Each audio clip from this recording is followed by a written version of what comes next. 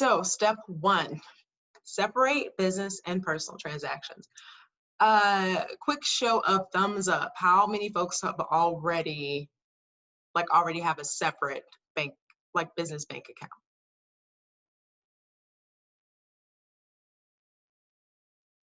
Okay, see a couple of thumbs up there. Oh, and I think we had a couple of folks join, and I'm sorry if I missed it. I do want to pause just to make sure introductions. I see Christina and Mahela. Just FYI, we did introductions in the beginning. If you guys would like, because I'm just getting started, if you guys would like to give a brief introduction. If not, no pressure. We can keep going. So how many folks have not created a separate bank account? Show of hands. And by the thumbs up at the bottom of your screen, you should see a thing that says reactions, and you can either give me a thumbs up or a clap. That's what the two things are, but to try to make this interactive. Okay, perfect. So I think we have a few people, or unless they missed the thumbs up part, who actually haven't separated your business and personal transactions. It's so important to separate those transactions for several reasons. Number one, when you're clouding the two, you don't really have a clear idea of how your business is doing, right? And by separating them, I mean definitely creating a separate bank account, only charge business-related expenses to the business. I've met with certain entrepreneurs who were unfortunately pretty consistent with charging some of their personal expenses to the business. And so that was fine until they got ready to want to get a loan, right? And so when you're charging expenses to the business that don't actually belong to the business, what is that going to do? If you're increasing your expenses, that's going to decrease your income, right? And so that's what that did. Now, if you're never looking for funding and you're trying to reduce your tax basis, and by tax basis, I mean your taxable income, then that's one strategy. However, if you know that, which I'm assuming all of you guys are here for that, because that's what Startup FIU Food does, is we help you to scale. If you know that you want to scale your business, then you should be thinking about, even if it's 5 years down the road, at the point where you know you're going to need additional external funding in order to grow your business. And by external, I don't even mean just a bank. Even if it's a private investor, they're still going to want to see your financials. They're still going to want to feel comfortable that your business is a going concern, right? Which means that your business won't be filing for bankruptcy, 3, 6, 12 months from now. And so when you aren't showing a profit, when you aren't showing income, and when your expenses look disproportionately larger than your income, then those are major red flags for anyone, for any investor, and certainly major red flags for any lender. So that is part of the reason why it's very important to keep it separate.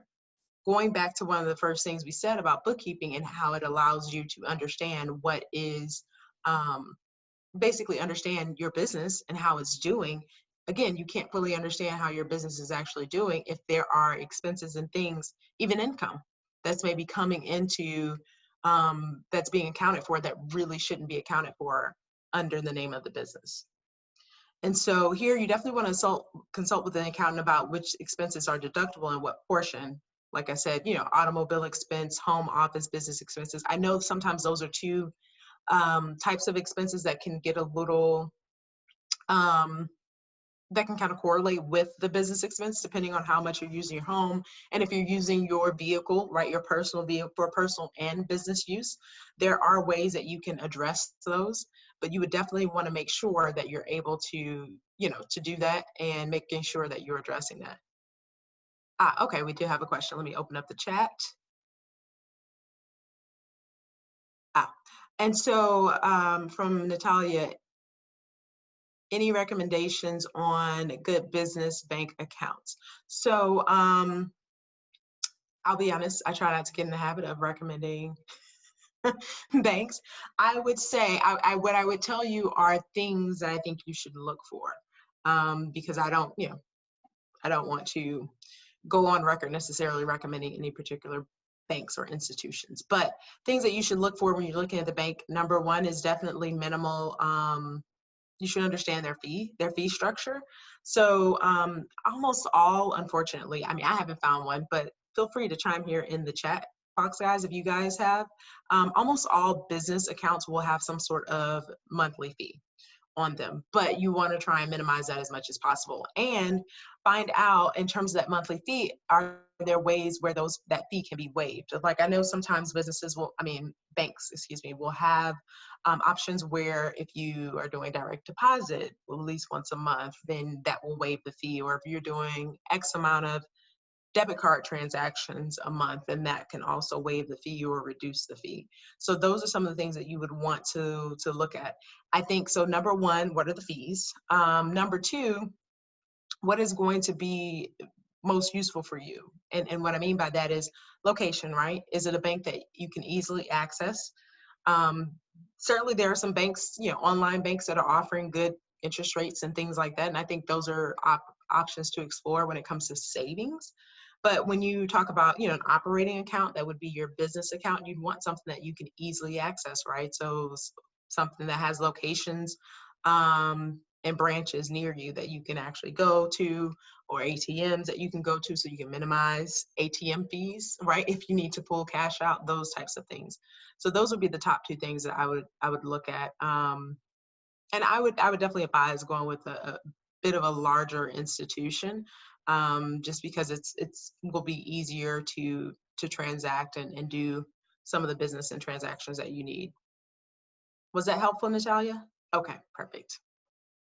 Yeah. So, and the other reason why you want to separate your personal and your business transactions, and I saw this online, is like, don't give the tax auditor a reason to audit both, right? So, not that any of us are going to get audited, I'm not saying that, but when you don't have them separated, you will, you put yourself at risk for having them to audit both, right? Whereas if there's an issue with one versus the other and that is separate, it is accounted for separately, then you get the ability to just address whatever that particular issue is separately.